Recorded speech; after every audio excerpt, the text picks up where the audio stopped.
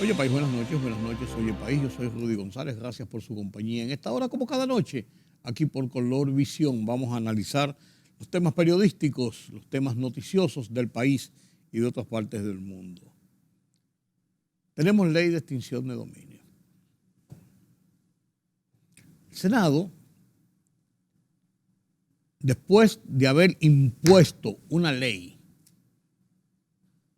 un proyecto, que adolecía de una serie, pero inmensa, de violaciones constitucionales, de violaciones al proceso, al debido proceso judicial en el país, que establecía una serie de normativas o de formas de aplicar la ley que evidentemente iba a ser motivo de generar serios problemas en el sistema y que iba a ser impugnada por diferentes vías y en diferentes estamentos, principalmente en el Tribunal Constitucional, donde de hecho iba a ser derogada. Pero los senadores se empecinaron en imponer esa ley. Tenían un mandato del partido, tenían un mandato del presidente que dijo que había que aprobar la ley de extinción de dominio. Tenían un mandato de los Estados Unidos, cuya embajada se ha dicho y repetido, y ellos no han dicho lo contrario, incidió en reuniones y en propuestas y presiones para que se aprobara. Y varios senadores salieron al ruedo a lo largo de las discusiones del proyecto,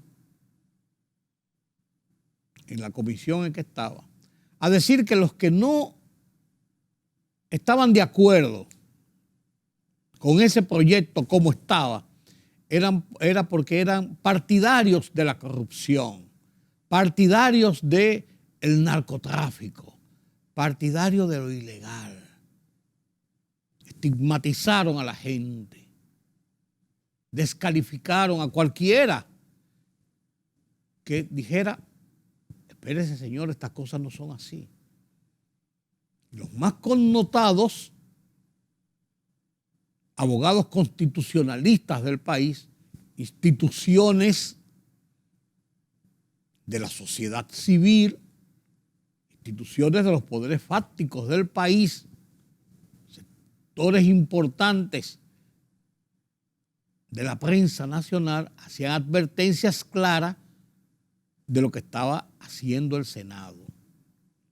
Pero un par de senadores principalmente salieron a la televisión y a los medios y bajaron el piso con aquellos que se oponían.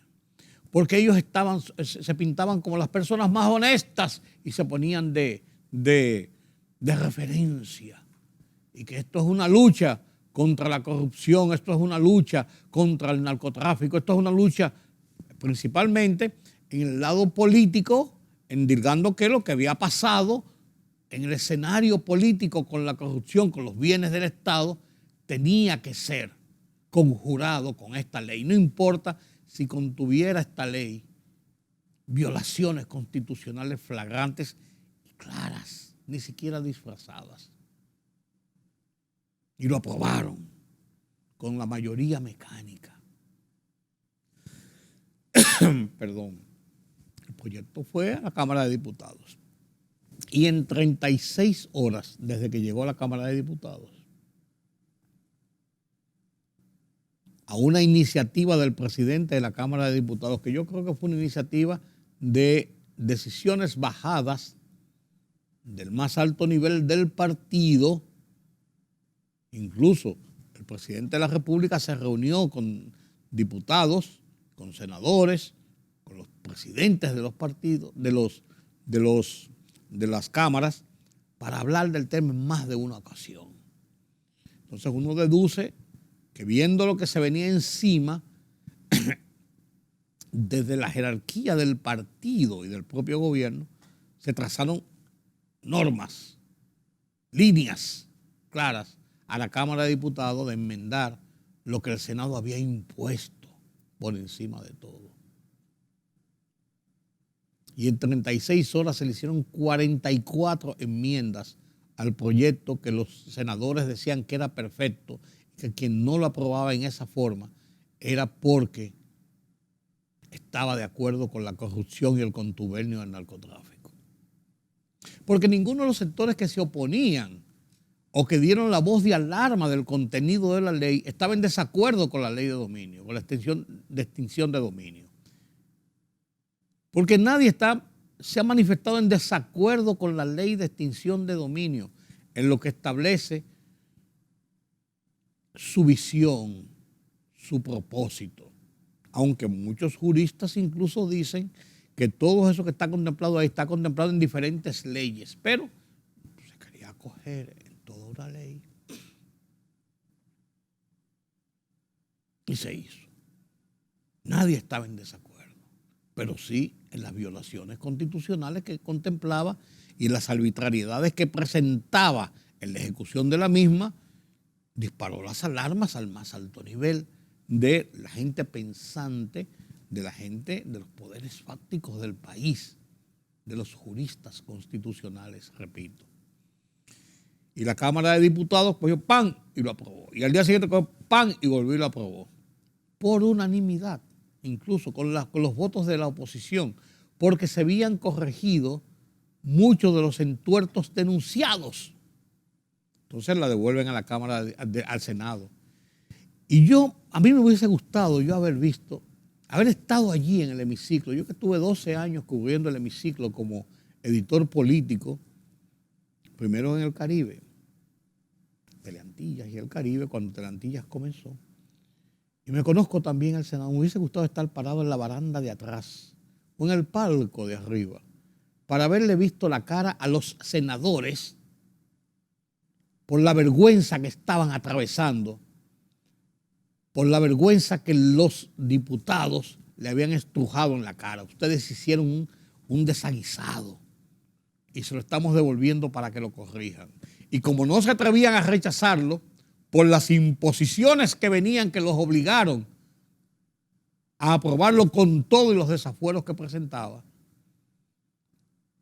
lo aprobaron, tal como lo envió la Cámara de Diputados, con las 44 enmiendas, indicando que era cierto lo que decían los sectores que se oponían a los desaguisados, repito la frase, que tenía el proyecto aprobado por los senadores.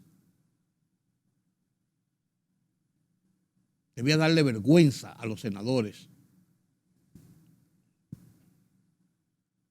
por haber provocado que le estrujaran en la cara algo que todo el mundo le estaba diciendo y que ellos impusieron por su mayoría mecánica y porque le dio la gana, además de las acusaciones que hicieron contra cualquiera que osaba decir algo de esa ley santa que bajaba del cielo como las tablas de Moisés. Eso es lo que planteaban algunos senadores, sepultos blanqueados que nadie podía decirle nada porque eran la honestidad y la representación de la divinidad aquí en la tierra. De eso se trata, señores. Yo espero que esta lección que se les ha dado nueva vez a los senadores, ya habían cometido el desaguisado hace unos pocos días de aquella ley sobre la intimidad, que no era más que una aberración contra el ejercicio de la libertad de expresión y de prensa en República Dominicana, que tuvieron que con el rabo entre las piernas dejar que los diputados la guardaran para evitar que le hicieran una deshonra igual que la que le hicieron con el proyecto de extinción de dominio 2 o 3 semanas después. Eso desdice mucho de lo que está pasando en el Senado de la República. Yes men, yes men, yes men, no son capaces de analizar consecuencias para el país y para la sociedad de determinados proyectos. No tienen el bagaje de decir eso está mal, o eso hay que enmendarlo, o eso hay que refrendarlo de otra forma. Y es una pena que en estos tiempos, con tantos bombos y platillos que se dan, se estén cometiendo barbaridades de esa naturaleza. Pero ya tenemos ley de extinción de dominio. a un año de su puesta en ejecución, porque la ley contempla que su puesta en ejecución será dentro de un año, tendremos ahora el tiempo de ver la realidad de conjunto de aplicación de esta ley. Ya veremos, ya veremos. Porque si una ley se establece con la visión única, como lo hizo el Senado y como lo hicieron otros sectores, principalmente del oficialismo, de usarla políticamente contra los contrarios anteriores, se hace un mal servicio a la sociedad. Se hace un mal servicio a la sociedad. Y eso indudablemente era una de las aristas principales que tenía la ley de extinción de dominio original que aprobaron los senadores. Y así lo hicieron demostrar. En cada participación de alguno de esos senadores que le endilgaban culpas a los demás, salía a flote, porque hay que acabar con lo que pasó en el pasado.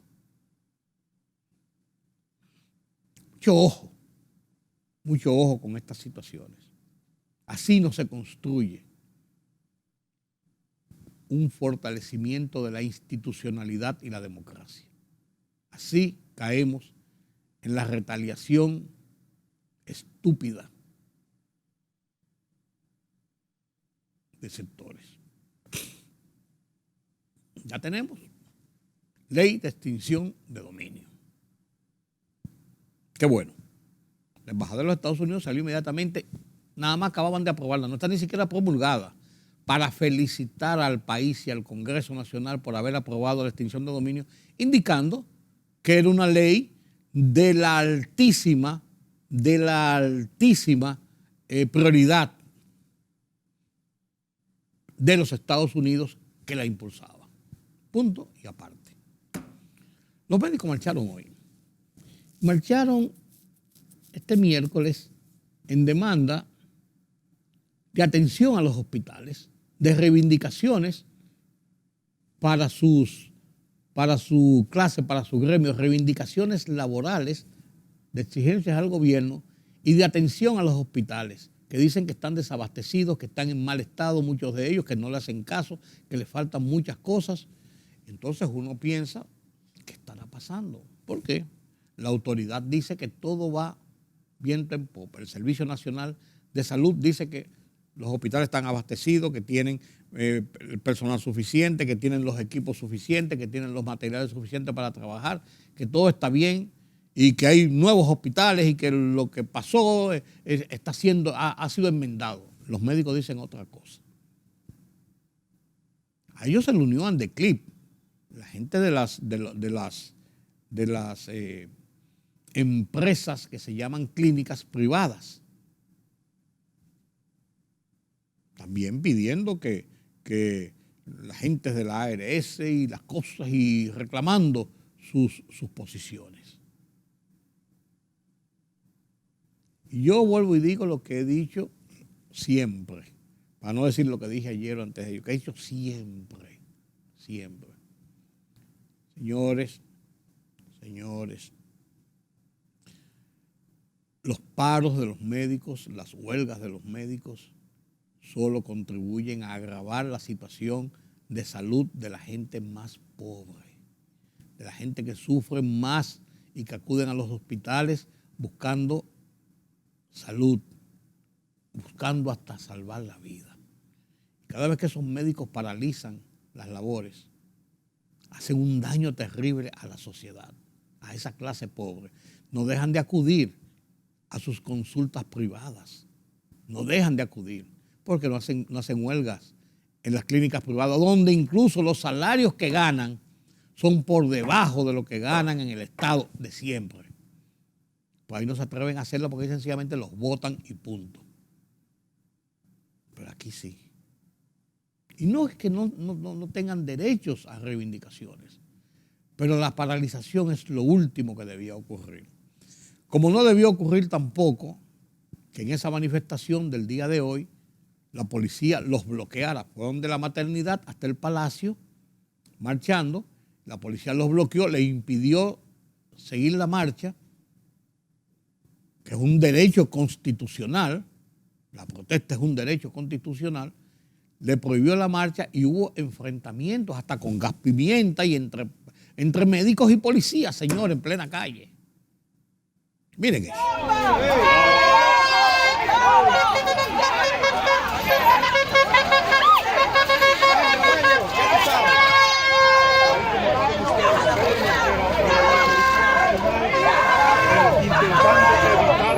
¡Nadie cruza!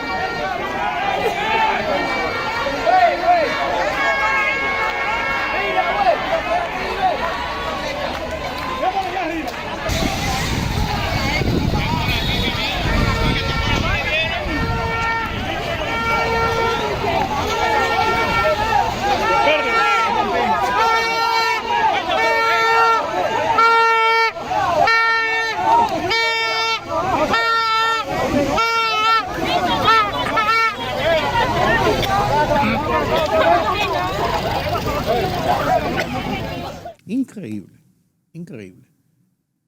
Un desborde de parte y parte. Un celo de autoridad en las calles que no se compadece. Son médicos y están marchando.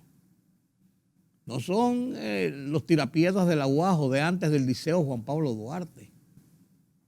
Médicos están marchando y esa es parte de su derecho. Esa es parte de su derecho.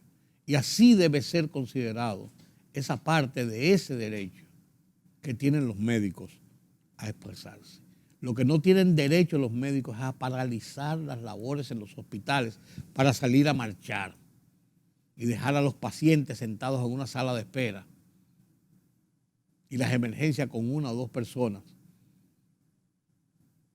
para sufrimiento de la gente más pobre que acude a los hospitales públicos. Así las cosas en el país.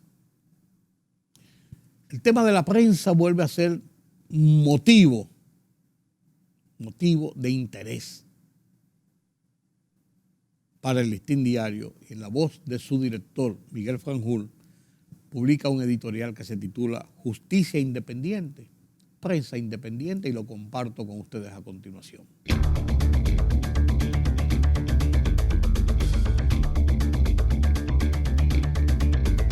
Justicia independiente y prensa independiente.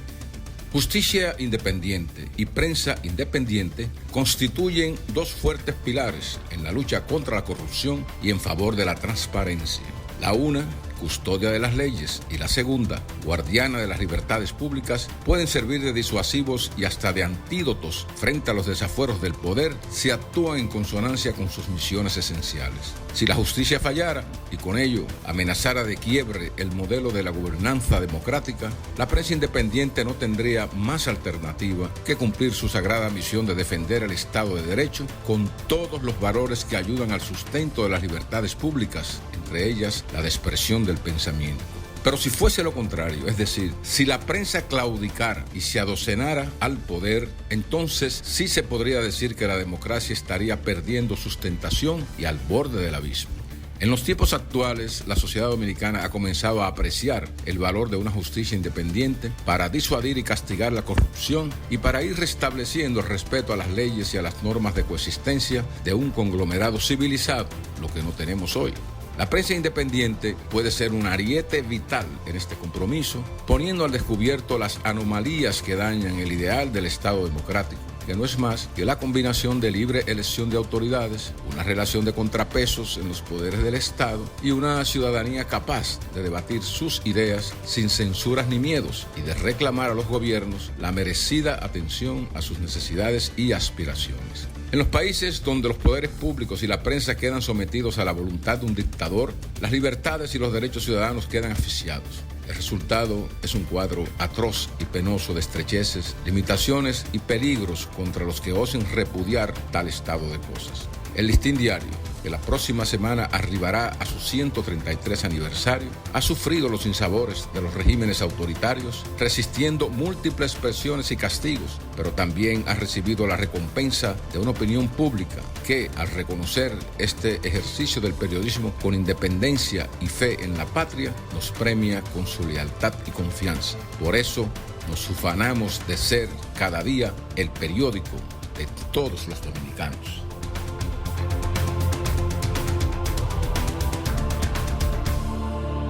Asimismo, en mi columna de esta semana, en el Listín Diario, mi columna Oye País, que se llama igual que, se titula igual que la de este programa, hablo del gran caos que hay en la capital, con la construcción de bares, restaurantes, centros comerciales, tiendas, de todo, sin ningún tipo de control, sin parqueos, sin nada, un desorden que se va aumentando día por día. Pobre de los que viven en el denominado polígono central, la zona de más alto crecimiento habitacional de los últimos años, y cómo se ha ido convirtiendo en ese caos. Le comparto con ustedes mi columna en el Listín Diario, Oye País, caos capitalino, a continuación.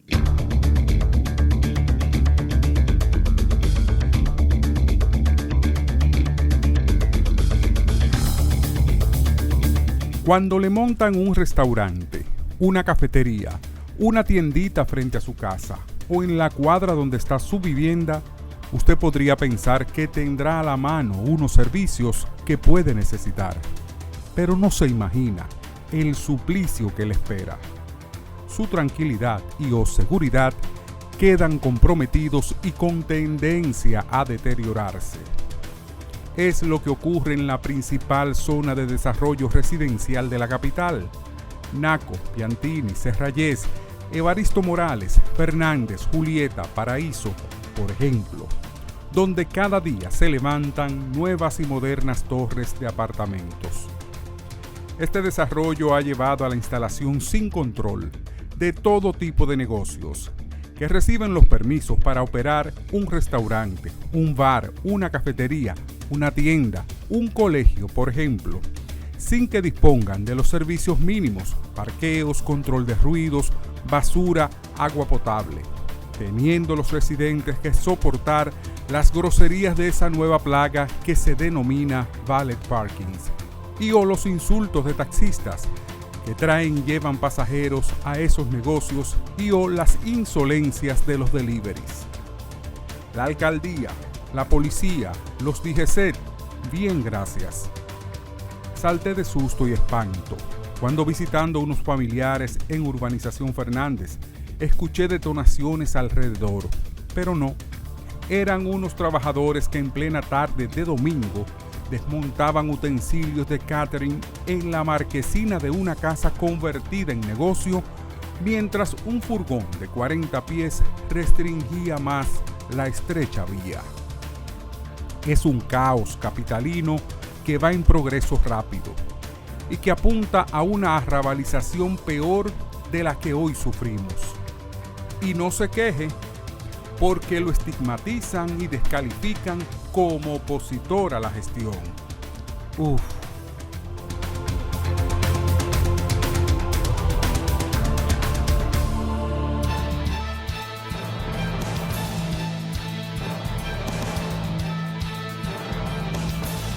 El Ministerio de Salud Pública notificó 435 nuevos contagios, 21 más que los 414 registrados en la víspera y ninguna defunción por esa causa.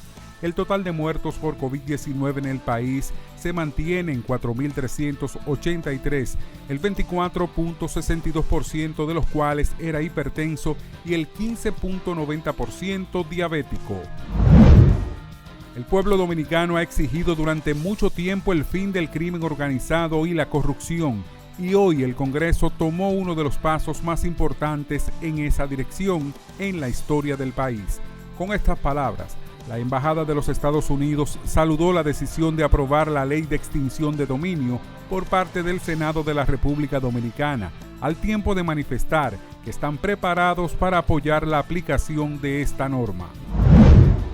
Con la finalidad de crear un área oceánica protegida para la conservación de la cordillera submarina conocida como Cresta de Beata en el Mar Caribe, presidentes Luis Abinader de República Dominicana e Iván Duque de Colombia firmaron una declaración conjunta, lo que convierte al país en un modelo para la región del Caribe, al ser la primera nación que se acerca al cumplimiento de la iniciativa global 30 por 30 mucho antes del 2030.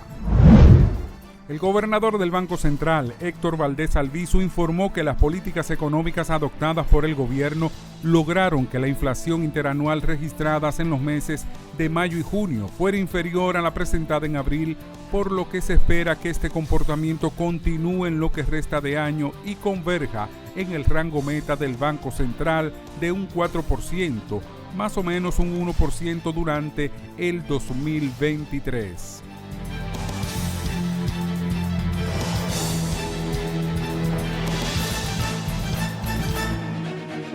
El rumbo de la tarde, plural, objetivo, democrático, la verdad siempre.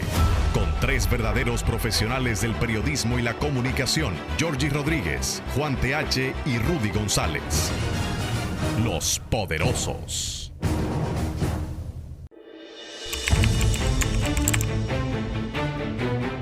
Periodismo de investigación, columnas, opinión, análisis, reportajes de fondo. Hora por hora, una completa plataforma multimedia. Periodismo con valor. Noticias horaporhora.com.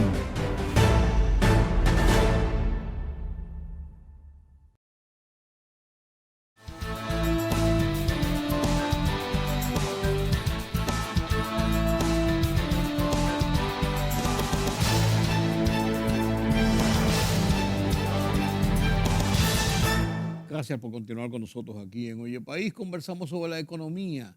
Esta semana se ha movido bastante el tema de la economía, unas declaraciones del gobernador del Banco Central y hay otros episodios que marcan cómo va la economía en República Dominicana y hacia dónde caminamos. Para analizarlo, como cada semana, Carlos Cuello. ¿Quién mejor que nuestro analista de economía aquí en Oye País? Buenas noches, Carlos. Muy buenas noches, don Rudy. Ciertamente el gobernador hace alguna precisión en el sentido de que hay buenas expectativas en torno a lo que es el comportamiento de la inflación. Él dice que da indicio de que podría comenzar a ceder para el segundo semestre. Eso, cuando uno observa el informe del Fondo Monetario, que lo vamos a analizar más adelante, ¿no? El reporte del último, todo lo contrario, o sea, las expectativas de crecimiento de productos son a la baja y la de la inflación a la alza. Pero sí hay indicadores de, por ejemplo, en el caso del petróleo, por ejemplo, tuviste que en esta semana cayó por debajo de los 100, a los $95 incluso llegó. Esto como consecuencia de la desaceleración de la economía, precisamente. La desaceleración de la economía global está planteando la posibilidad de que los niveles de demanda se reduzcan, ¿no? Y si logramos que el petróleo se reduzca, bueno, pues eso nos va a favorecer notablemente, ¿no? Porque estamos hablando, no sé si tuviste que las informaciones de que más del 75% de los subsidios que el gobierno ha tenido que otorgar son precisamente para los combustibles. Claro. Estamos hablando que ya sobrepasan los 30,000 millones de pesos, ¿no? Y la semana pasada bajó un poco, creo que cayó por debajo de los 1,000 millones, que hemos tenido meses de más de hasta 2,400 millones, ¿no? Entonces, eso parece que permite corregir, de acuerdo con lo que dice el gobernador, que podríamos tener un segundo semestre ya con un poquito, una ralentización de la inflación. Mira, a mí no me extrañaría, porque cuando tú tienes un problema y no se resuelve en un plazo X, sencillamente tú aprendes a convivir con el problema. Sí. Y entonces ya le va buscando alternativa, ¿no? El fondo, bueno, ahorita vamos a hablar del fondo, ¿no? Pero esos son, digamos, de las cosas favorables, puesto en boca del gobernador del Banco Central, manda buenas señales a la economía. Esperemos que al cierre del mes, bueno, justamente tenemos el jueves en esta semana, ¿no? El Banco Central no lo dé otro subión a las tasas de interés, ¿no? A mí lo que me dejó con cierta duda de la declaración del gobernador del Banco Central es que vi mucho optimismo de su parte, precisamente porque lo que había dicho el Fondo Monetario Internacional no era eso.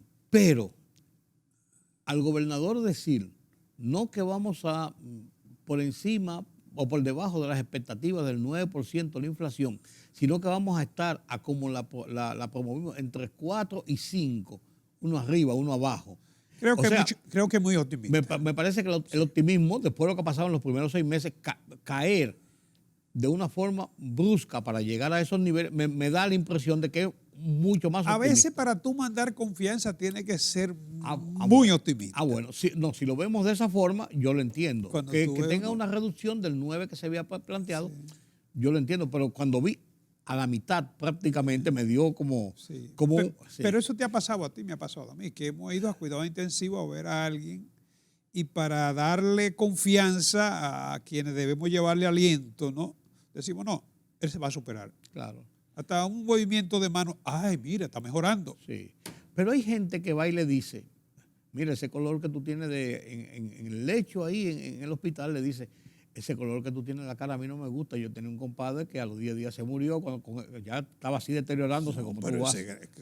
Bueno, pero hay gente que lo hace. La verdad que a mí no me gusta tu semblante. La verdad duele. No, pero lo que te quiero decir, entonces hay las dos cosas. Sí. No, yo no quiero decir que no haya ese optimismo. Yo no quiero decir con el comentario que acabo de hacer de que no vaya a tener esa reducción de lo que nos habíamos planteado, que era bastante preocupante. Pero que la reducción que se plantea en ese optimismo de volver al 4%, uno arriba, uno abajo, 4 punto algo por ciento de la inflación, me parece que es más optimismo de la cuenta. Yo pienso que es más bien un mensaje de confianza, porque en economía, si tú infundes confianza, puedes lograr lo que te propones. Sí, la imagen vale mucho, claro. Sí, no estoy de acuerdo contigo en eso. Si ese es el propósito, estoy de acuerdo contigo. Exacto, sí. Es lo que yo infiero, ¿no? Porque la verdad es que revertir esa acumulación o esa tendencia, ¿no? De un 9.4, es verdad que bajó una 2 décimas, claro, ¿no? En el mes pasado. Vamos a ver ahora el reporte de julio que sí indica. Pero lo cierto es que en el mes de julio ha habido elementos a favor. El mismo comportamiento de los precios del petróleo, que tú lo decías, yo creo que va a tener un impacto, aunque obviamente esto se refleja más en lo que es el subsidio, porque los precios se han mantenido congelados. Incluso el anuncio que está haciendo Ucrania y Rusia de que están comenzando a liberar mecanismos para que los productos, los granos y eso comiencen a fluir sin la presión de la guerra o con menos presión de la guerra, también va a influir necesariamente. Pero recuerda lo que yo te decía anteriormente. Ya tenemos en esto varios meses. Sí. Hay un tiempo en el cual no solamente tú aprendes a convivir con la realidad, sino también que te va permitiendo a ti buscarle respuesta. Sí. No es como que no te coges de repente. Buscando compensaciones. Claro. Eso es así. ¿Por qué tú dices que los nearshoring van a beneficiar a la República Dominicana? Bueno, va en la dirección de lo que estábamos hablando justamente, ¿no? O sea, tú sabes que en toda crisis hay beneficiarios. Primero, ¿qué son los nearshoring? Para que la gente entienda. El offshoring es mucho más conocido. Sí. Una empresa offshore es una empresa afuera, lejos, digamos, ¿no? Tú sabes que la globalización llevó a lo que es la relocalización de los procesos productivos, ¿no? Capitales se fueron a China, se fueron a Asia buscando mano de obra barata o también a la zona franca, ¿no? Pero ¿qué resulta ahora? En el caso de nearshoring es buscar esa respuesta, pero cerca. Porque si algo puso en evidencia la globalización, que repito, ya lo hemos analizado en otras ocasiones, está en un proceso de redefinición, por no decir de caída, ¿no? Es que depender de abastecimiento, con lo que pasó con la cadena de suministro, a distancia, Y lo que pasó con el puerto de Shanghái. claro, claro, es altamente riesgoso. Sí, claro que sí. Entonces, la búsqueda de respuesta de, digamos, Estados Unidos, en este caso, que es nuestro principal socio comercial. Y también se está viendo con Centroamérica, con el caso de las alianzas con Panamá, Costa Claro. Rica, y que se está uniendo ahora Ecuador y otras. Se está pensando entonces en buscar respuestas cercanas. Sí, casi. Pero de ahí lo de Sí, nearshoring. sí. Entonces, nosotros, que tú recuerdas, a raíz de la conferencia de las Naciones Unidas el año pasado, en septiembre, Costa Rica, Panamá y República Dominicana integraron lo que se llama una especie de Alianza para el Desarrollo en Democracia, ADD, que Estados Unidos lo vio con buenos ojos y obviamente le dio su pleno apoyo, porque garantizar estabilidad económica en la región, yo creo que tiene que tener como precondición la estabilidad política.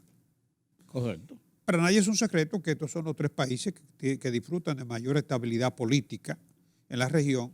Y no es casual que las economías de estos tres países también sean relativamente estables, sin dejar de reconocer que hay insatisfacción. En el caso de Panamá, tú has visto alguna que otra protesta. En el caso nuestro, creo que un poquito más bajo control. Y en el caso de Costa Rica, por tradición, siempre ha sido un país estable. Sí, que no también, tiene estos sobresaltos. Entonces, en el marco de esa alianza, con el apoyo de Estados Unidos, hubo una reunión en el transcurso de la semana con los ministros de Industria y Comercio, ¿no? Y, por supuesto, en el Departamento de Estado, ¿no? Para seguir impulsando esas iniciativas. Y es claro que la República Dominicana tiene muchas ventajas. Es un hub de proveedor en el Caribe. Tiene ya una buena estructura, una buena infraestructura con la zona franca sobre todo, ¿no? Posición geográfica importante. Claro, claro. Hay que destacar que Estados Unidos responde por más del 50% de las exportaciones dominicanas. Y en el caso de la zona franca es más del 80%, ¿no? Claro, claro. Y eso, claro, el país podría aprovecharlo ventajosamente. De eso se trata este proceso y que yo creo que sí, que puede tomar forma, ¿no? Vendrán otros países posiblemente, ¿no? ¿Qué sería lo mejor? Apoyando esas coyunturas, y mientras más se expande un sistema de esta naturaleza, mucho mejor es para todos. Pero que en el caso nuestro ya hemos tenido, afortunadamente, con todos los resabios internos y la grata, la lucha intestina, pero hay que reconocer que la República Dominicana ha mantenido un comportamiento económico muy favorable, aún en los momentos difíciles, como el caso de la pandemia o el caso de la recesión global del 2008, que son las dos crisis, o la crisis de Maníter, que son las tres crisis que ha tenido que superar la economía a lo largo de lo que va de este presente siglo, ¿no? Y aún así mantiene un buen ritmo de crecimiento. Sí, eso es importante. Pero esta podría ser la ventaja en medio de la crisis, ¿no? Esta podría ser una ventaja que podría derivar la economía dominicana. Y eso es lo que hay que buscar. Claro. Fórmulas para enfrentar lo que ya tenemos, que es la crisis. Buscar oportunidades en vez de las amenazas. Sí, porque quedarnos rezagados y dormidos diciendo, bueno, es que tenemos crisis, es que estamos en crisis. No, vamos a buscar la solución de la crisis. Claro. Lo que amerita es este tipo de problemas, soluciones. Soluciones. No ponerse a llorar. A llorar, claro. Tú hablas de la urgente revisión del sistema previsional.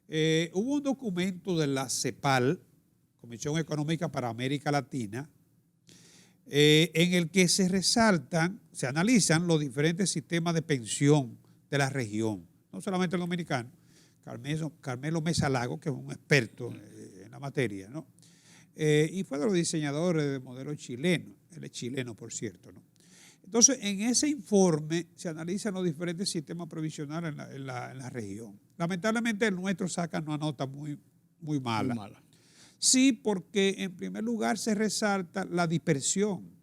Tú tienes instituciones gubernamentales con planes que son aislados. El caso de la justicia, el caso de la Junta Central, el caso del Banco Central, el caso de la Universidad Autónoma.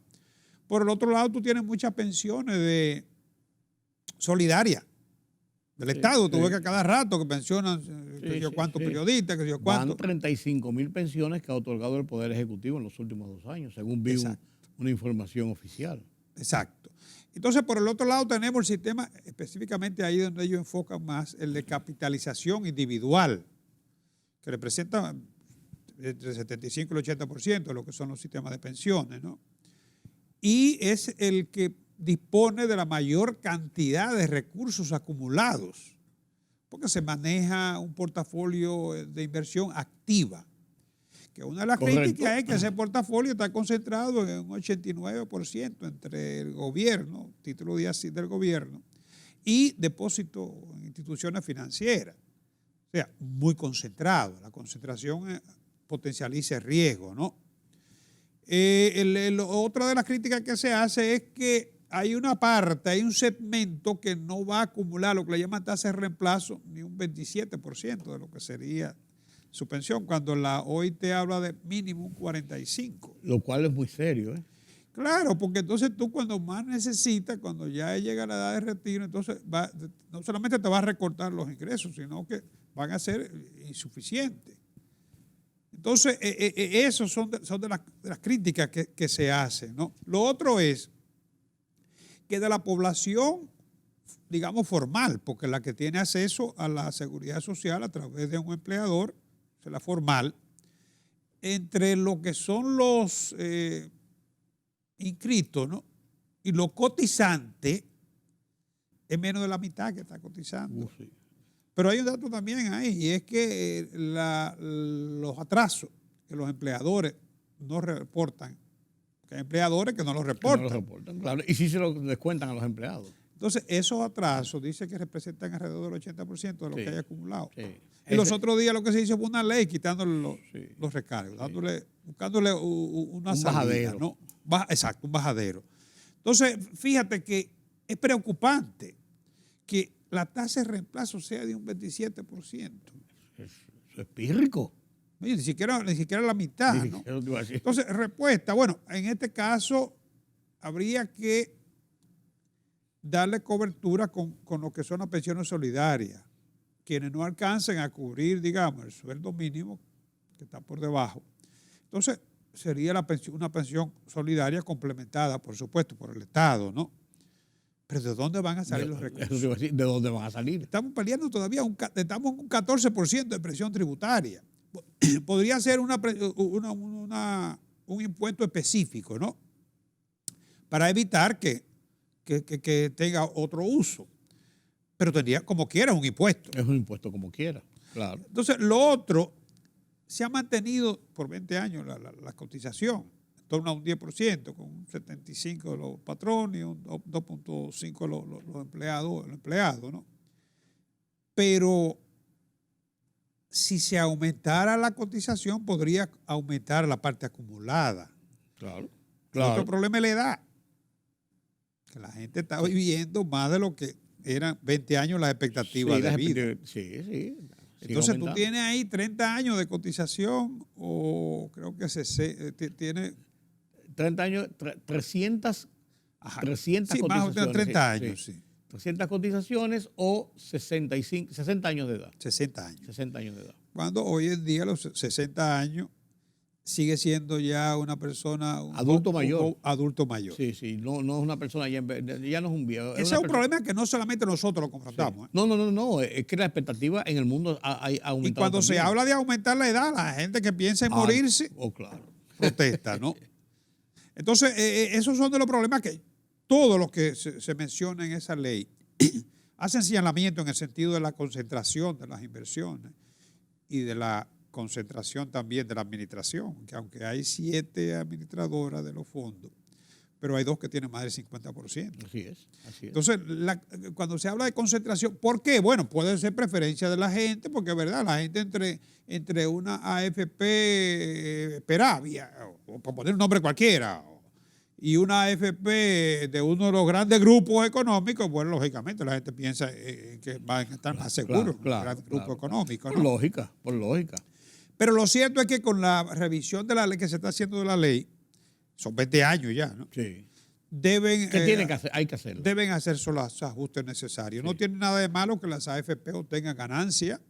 Es un negocio. Es un negocio. Y tiene sus riesgos. Y hay que reconocer que en medio de todo la crítica que se pueden hacer, los fondos están ahí. Que estén invertidos en títulos del Estado es otra cosa, pero el Estado no ha podido tocarlo, que no sea cumpliendo con lo que establece la ley. Y no hay evidencias de que no se ha respondido a las demandas de esos fondos. Sí, pero tampoco el Estado tiene espacio para la burocracia que implique el manejo de los fondos. Recuerda el Seguro Social. No, imposible. No, si se pone en mano el Estado, así sí es. El Estado solamente como... Así sí es verdad que es peligroso. Sí, las autoridades... Bueno, hay una superintendencia. Sí, pero la gente no tiene confianza en el sistema de esa forma. En el sistema a través de la banca es diferente, de las AFP es diferente. Sí. Pero debe ser, como te digo, revisado. Sí, es necesario. La ley debe ser reestructurada, eso no hay lugar a duda. Y finalmente tú hablabas, y ya lo tocaste ahorita, del tema del Fondo Monetario Internacional y su evaluación, que mantiene una visión hacia la baja del crecimiento de la economía de República Dominicana para este año. Mira, las proyecciones del fondo a nivel global son de un 3.2, revisada a la baja con 4 décimas. Sí. Y estamos hablando de que es de 2.9 para el año que viene. En el caso de Estados Unidos, que es la economía que tiene más vinculación con la nuestra, un 2.3 y apenas un 1.1 para el año que viene. China, con una proyección también similar a la de Estados Unidos, ¿no? Y América Latina le mantiene la proyección. Mantiene la proyección. Sí, entiende que América Latina parece que es de las regiones menos afectadas. Se recuerda que América Latina tiene capacidad de producción para respuesta alimentaria, sobre todo. Sí. Y en el caso de los combustibles, ahí ha salido un poquito más afectada, pero no dependía de abastecimiento ruso ni cosas por el estilo. Sí ha afectado los precios, que ha habido países beneficiarios, ¿no? En el caso de República Dominicana se mantienen las expectativas, en torno a un 5%. Fíjate que es un 3% para la región latinoamericana y caribeña. Sí, todavía la República nosotros Dominicana, siempre en los últimos años hemos estado por encima de la media del crecimiento de la región. Sí. Eso es cierto. Incluso Panamá y República Dominicana siempre han mantenido esa proyección de algo. E incluso dentro de los primeros lugares. Sí, Panamá y República Dominicana principalmente. Panamá no superó el año pasado, pero porque cayó casi un 20%. Claro, sí, todavía está en un rebrote. Sí, pero que en sentido general siempre han sido economías bastante estables hacia el crecimiento. Incluso fíjate que Venezuela, no sé si viste en los periódicos, Venezuela está registrando un crecimiento de un 12.3%. Bueno, claro, con una caída de... Es que se están acostumbrando a la crisis. No. Eso sí es un verdadero rebote. Porque la caída del PBI de Venezuela es de más de un 60%. Desde 2012 para acá es una caída continua de más de un 60%. O sea, eso sí que es un rebote. Necesitaría varios rebotes para poder por lo menos ponerse a la par. Por lo menos ponerse a la par. Claro. Bueno, vamos nosotros a ponernos a la par con dejar aquí este conversatorio de esta semana, don Carlos. Y cumplir con el tiempo. Y cumplir con el tiempo que tenemos, claro que sí. Pues nos vemos la próxima semana. No, el próximo mes. ¿Por qué tan lejos? ¿Verdad? Sí, porque estamos a final. Gracias, don Carlos, gracias a ustedes por conversar con nosotros, por estar con nosotros en este conversatorio sobre la economía nacional e internacional. Permítame la pausa.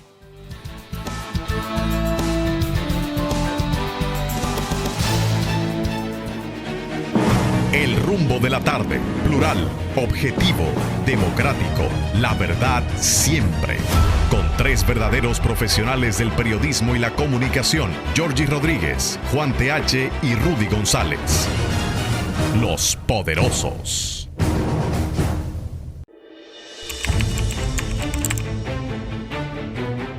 Periodismo de investigación, columnas, opinión, análisis, reportajes de fondo. Hora por hora, una completa plataforma multimedia. Periodismo con valor. Noticias horaporhora.com.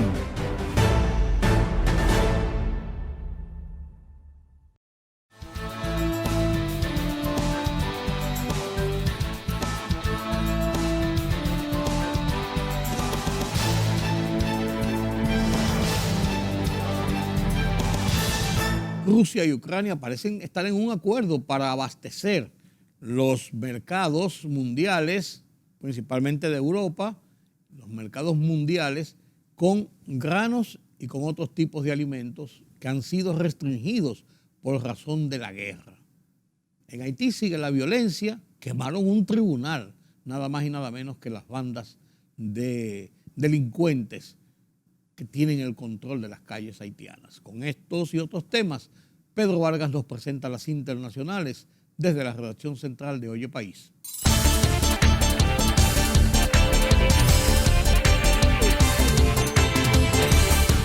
Los gobiernos de la Unión Europea acordaron disminuir el consumo de gas natural este invierno para protegerse de cualquier nueva reducción de suministro por parte de Moscú en medio de la invasión rusa a Ucrania, aunque la medida contiene exenciones para algunos países. El puerto comercial de Odesa y otros dos del Mar Negro han reanudado las operaciones para proceder a la exportación de cereales ucranianos, según lo establecido en el acuerdo suscrito la semana pasada entre Ucrania y Rusia para desbloquear el grano y aliviar la crisis alimentaria mundial. Rusia se retirará de la Estación Espacial Internacional después de 2024 y se centrará en la construcción de su propia base orbital, anunció el nuevo jefe de la agencia espacial del país en medio de las fuertes tensiones entre Moscú y Occidente por la guerra en Ucrania. Presuntos pandilleros incendiaron un tribunal cerca de la capital haitiana en un nuevo ataque contra el vapuleado sistema judicial del país. Roosevelt Zamor, fiscal de la región de Cruz de Bouquet, dijo que importantes documentos fueron incendiados y que las autoridades cerraron el edificio ubicado en el nordeste de la capital.